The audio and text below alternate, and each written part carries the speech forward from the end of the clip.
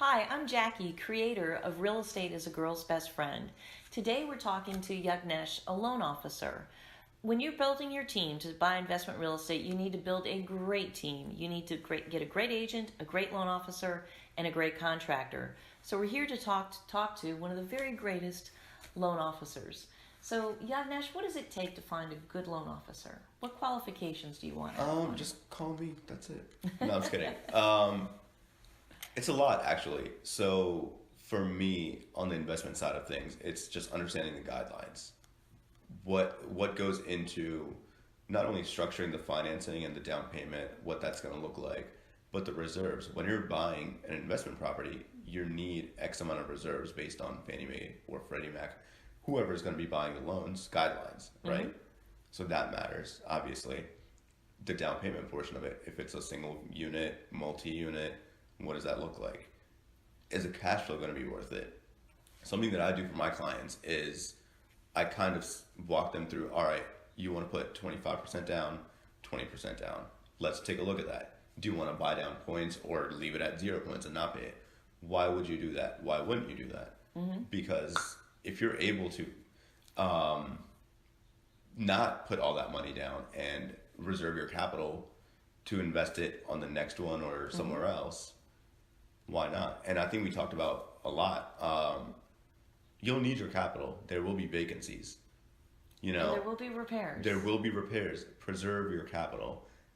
So many real estate professionals that I run into are just cash poor and they have to put everything on credit until the tenant's in or until the rent is in or whatever, right? And I think it's just so important to, if you're able to preserve your capital and keep the same ROI, keep it.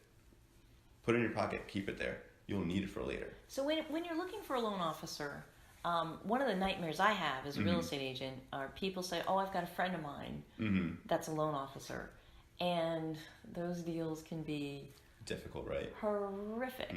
So, what are the qualifications that you think make a good loan officer? A lot of the stuff that we kind of talked about, and I think what makes me better and just a normal loan officer better, don't be afraid to say, go shop this deal. Let's find the best thing for you because your client is what should matter. And you need to understand that your loan officer should be thinking of your best interest. Right? At the end of the day, it's your money, it's your investment. It's your life savings. It's your life savings. I as a loan officer am stuck with this deal for 30 to 45 days. This is your life.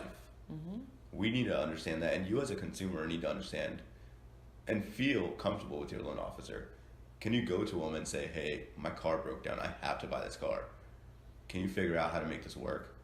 Sure, let's take a look at the debt to income ratios. How are we going to look at this? How are we going to get you money for settlement if you spend this money on a car? Exactly. Where's it going to come from?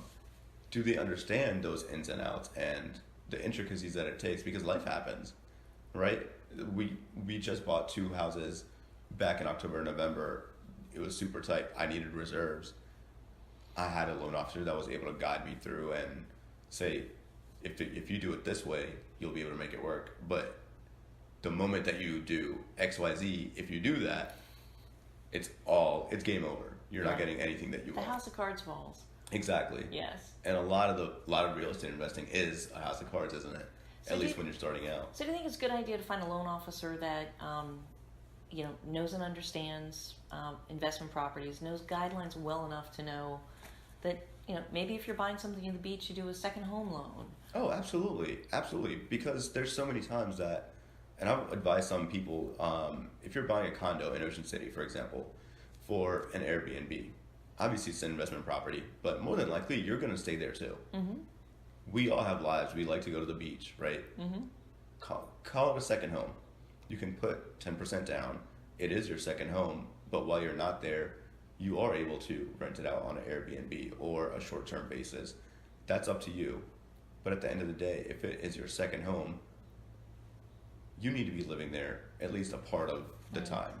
So how do the down payments break down? So if it's your primary, and we do see a lot of people that buy a home, they live in it for a year and then rent it. Yeah.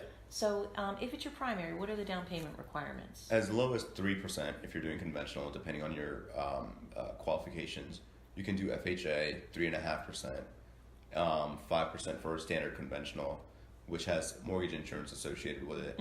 And again, that comes back to return on investment. Doesn't make sense to just do 5% down, live there for a while with the MI for 1 year minimum. Maybe it's worth it. And what's the down payment for a second home? 10%. And then what's the down payment for if I walked in today and said, Yagnesh, I want to buy another rental property, what's my down payment? 20%. So 20%. if you're 20% minimum for a 1 unit, and anywhere from 2 to 4 is 25% down. So it's great to have a loan officer that can help you navigate the best way to structure the finances and down payment. Exactly.